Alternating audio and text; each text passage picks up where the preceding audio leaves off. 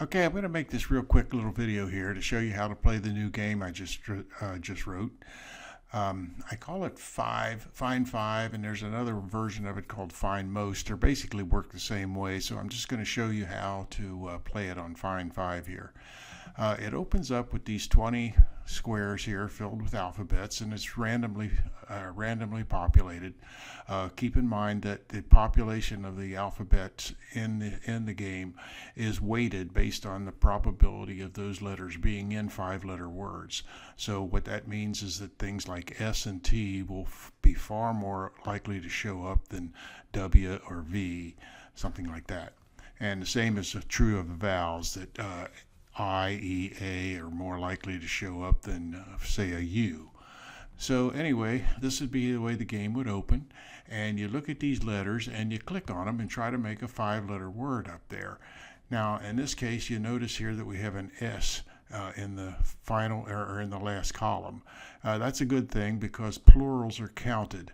So it'd be nice to put that S up there no matter what. So you start off and you say, well, can I do anything with an F, a T, and an A maybe? Oh, sure enough, fetas, the cheese, and I got it right out of the gate. Okay, so anyway, then after you've gotten that word, it repopulates the grid again. And now you start looking around and you say, oh, another S, that's a good deal. So let's put that there and see if we can make anything that works.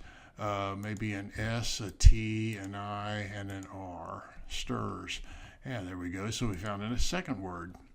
And it repopulates again. Got lucky and got another S. I usually always put that S up there because I look for 4-letter words, which are very common.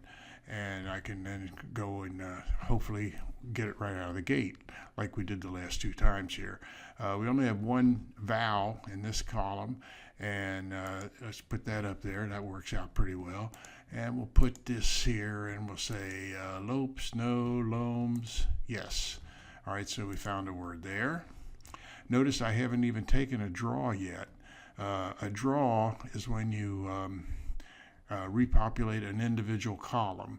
Let's do that for this case here. Let's put up that one, and we'll put up the E and the C maybe, and leave these 2 open because B's and Q's aren't real good for being the 4th letter in any word. So I'll leave them open. Now I've got 2 open columns here. So if I go over here and I say draw new letters, when I draw the new letters, this column, column number 1, and this column, number 4, are going to be repopulated down the line. And I'm going to use 2 draws to do that because I have 2 columns open. You get a total of 10 draws when you play the game. So I'll tell it draw new letters, and it just repopulated the first one and the 4th one. So now, did that help at all? Probably, because we've got a D, an E, an A, and an L, so deals. I'm getting a lot of plurals here because I'm getting lucky to get an S in that final column every time. That doesn't happen all the time, but S is a common consonant in the English language and used many times. Actually, I think it's first, the most common consonant in the language. So it often does come up in that column, and sometimes you get lucky and sometimes you don't. Anyway, let's try it again here and see what happens. Again, we get an S, all right? It's, as I say, it's pretty common. Here, let's see if we can make anything out of this. This is going to be hard because we got a Y for the vowel, and it's A, E, I, O, U, and sometimes Y. Well, I count Y as being a vowel when I'm populating these grids.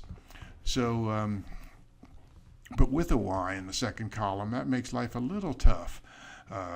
So you could do things like lyrics and stuff like that if you happen to have whatever else you needed, but probably not. So can we make anything using the other ones, like say an RT, not good, RC, not good, LC, not good. So we got a little bit of a problem here with this one now. So let's maybe we'll keep this column, put a T up there. This one may be the I, and I don't know if it's worth keeping the L. Let's try that one and just draw a single line. Okay, we didn't get very lucky with that one. So is there anything that could come up from that? I don't know. I don't see it right off of the cuff. Let's draw that again.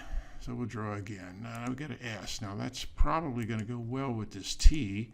Is there anything we can make with it if we do that? Still, style, stilt.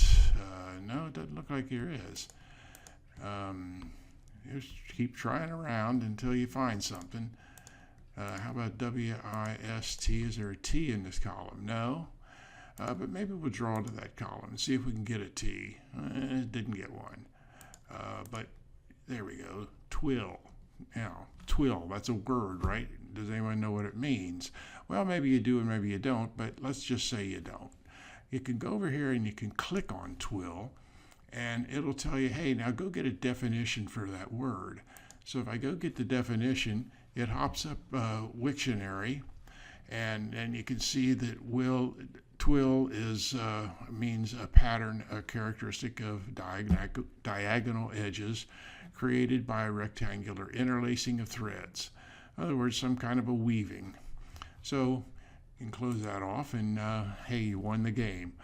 If you click it, it repopulates and starts another game over. So pretty much that's the way the new game is played. I hope you guys enjoy it, and give me feedback on it if you want, and I'll see what I can do for either improving it or writing another variant. Until the next time I make one of these, this is Dave from MediaDigitronics.